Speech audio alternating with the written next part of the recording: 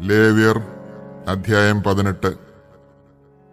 കർത്താവ് മോശയോട് അരുളി ചെയ്തു, ഇസ്രായേൽ ജനത്തോട് പറയുക, ഞാൻ നിങ്ങളുടെ ദൈവമായ കർത്താവാണ്. നിങ്ങൾ വസിച്ചിരുന്ന ഈജിപ്ത് ദേശത്തെ ജനങ്ങളെപ്പോലെ നിങ്ങൾ പ്രവർത്തിക്കരുത്. ഞാൻ നിങ്ങളെ പ്രവേശിപ്പിക്കാനിരിക്കുന്ന കാനാൻ ദേശത്തെ ആളുകളെപ്പോലെയും നിങ്ങൾ പ്രവർത്തിക്കരുത്. അവരുടെ ചട്ടങ്ങളനുസരിച്ച് നിങ്ങൾ വ്യാപരിക്കുകയും അരുത്. നിങ്ങൾ എൻ്റെ പ്രമാണങ്ങളും കൽപ്പനകളും അനുസരിച്ച് വ്യാപരിക്കണം. നിങ്ങളുടെ ദൈവമായ കർത്താവ് ഞാനാണ്. നിങ്ങൾ എൻ്റെ കൽപ്പനകളും പ്രമാണങ്ങളും അനുസരിക്കുക. അവ അനുസരിക്കുന്നവൻ അതിനാൽ ജീവിക്കും. ഞാനാണ് കർത്താവ്. നിങ്ങളിൽ ആരും തന്റെ ചാർച്ചക്കാരുടെ നഗ്നത അനാവൃതമാക്കാൻ അവരെ സമീപിക്കരുത്. ഞാനാണ് കർത്താവ്. നിന്റെ മാതാവിന്റെ നഗ്നത അനാവൃതമാക്കി നിന്റെ പിതാവിനെ അപമാനിക്കരുത്. അവൾ നിന്റെ അമ്മയായതുകൊണ്ടും അവളുടെ നഗ്നത അനാവൃതമാക്കരുത്. നിന്റെ പിതാവിന്റെ ഭാര്യയുടെ നഗ്നത നീ അനാവൃതമാക്കരുത്. അത് നിന്റെ പിതാവിന്റെ തന്നെ നഗ്നതയാണ്. നിന്റെ സഹോദരിയുടെ, നിന്റെ പിതാവിന്റെയോ മാതാവിന്റെയോ പുത്രിയുടെ, അവൾ സ്വദേശത്തോ അന്യദേശത്തോ ജനിച്ചവളാകട്ടെ, നഗ്നത അനാവൃതമാക്കരുത്. നിന്റെ മകന്റെ മകളുടെയോ മകളുടെ മകളുടെയോ നഗ്നത നീ അനാവൃതമാക്കരുത്. കാരണം അവരുടെ നഗ്നത നിന്റെ തന്നെ നഗ്നതയാണ്.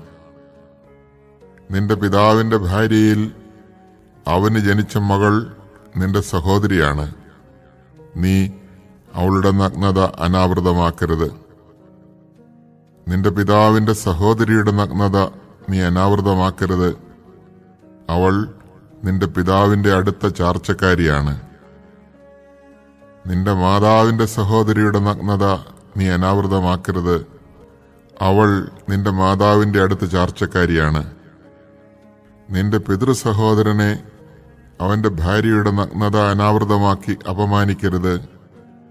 അവൾ നിന്റെ ചാർച്ചക്കാരിയാണ്. നിന്റെ മരുമകളുടെ നഗ്നത നീ അനാവൃതമാക്കരുത്.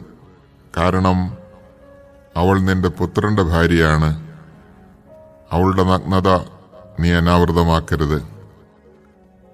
നിന്റെ സഹോദരന്റെ ഭാര്യയുടെ നഗ്നത നീ അനാവൃതമാക്കരുത്. അത് നിന്റെ സഹോദരന്റെ നഗ്നതയാണ്.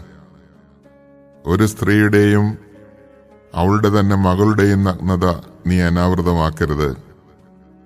അവളുടെ പുത്രന്റെയോ പുത്രിയുടെയോ മകളുടെ നഗ്നത നീ അനാവൃതമാക്കരുത്. അവർ അവളുടെ അടുത്ത ചാർച്ചക്കാരികളാണ്. അത് അധർമ്മമാണ്. ഭാര്യ ജീവിച്ചിരിക്കുമ്പോൾ അവളുടെ സഹോദരിയുടെ നഗ്നത അനാവൃതമാക്കി അവളെ നീ പരിഗ്രഹിക്കരുത്. ആർത്തവം നിമിത്തം അശുദ്ധയായിരിക്കുന്ന സ്ത്രീയുടെ നഗ്നത നീ അനാവൃതമാക്കരുത്. നിന്റെ അയൽക്കാരന്റെ ഭാര്യയോടുകൂടെ ശയിച്ച് അവൾ നിമിത്തം നീ അശുദ്ധനാകരുത്. നിന്റെ സന്തതികളിൽ ഒന്നിനെയും മോളക്കിന് ബലിയർപ്പിച്ച് ദൈവനാമത്തെ അശുദ്ധമാക്കരുത്. ഞാനാണ് കർത്താവ്.